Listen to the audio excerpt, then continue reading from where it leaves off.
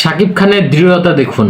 শাকিব খান গ্রেপ্তার হয়েছে, তিনি আন্দোলনে নেমেছে এবং পুলিশ তাকে ধরেছে, ধরে থানাতে নিয়ে গিয়েছে। সেই মুহূর্তে সাকিবকে সাংবাদিকরা প্রশ্ন করেছিল যে আপনাকে কেন গ্রেপ্তার করা হচ্ছে। সাকিব ডিরেক্ট বলেছে তিনি কারো পা চাটেন না, তার কোনো ভয় নেই এবং তিনি সত্যের সাথে আছেন, ছাত্রদের সাথে আছেন, বাংলাদেশের জনগণের সাথে আছেন। তিনি এই হচ্ছে এক দফা আন্দোলন এটি সমর্থন করেন এবং দাবি যাতে আরো জোরদার হয় তাহার জন্য আহ্বান জানিয়েছেন এবং তিনি এখন থেকে সব কর্মসূচিতে থাকবেন এবং নিজে ডোনেশন করবেন আন্দোলনের জন্য, যা প্রয়োজন সেগুলো তিনি নিজ থেকে দিবেন। সাকিব খান গ্রেপ্তার হয়েছেন।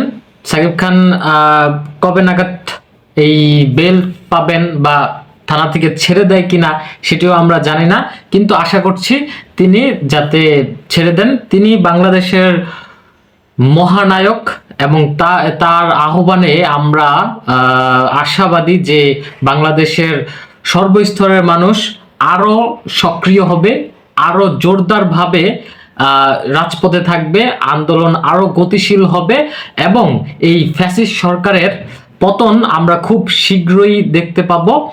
ইনফ্যাক্ট আমরা এটাও দেখতে পারি যে যে কোনো মুহূর্তে এই ফ্যাসিস্ট সরকার দেশ ছেড়ে চলে যাবে, তিনি অন্য দেশে যে পাড়ি জমাবে, হয়তো বা শ্রীলঙ্কার মতো যেমন চার্টার্ড প্লেন করে তিনি অন্য দেশে চলে গেলেন, কিন্তু এটি নিশ্চিত ভারতে তিনি যেতে পারবেন না, ভারতে তার জায়গা হবে না।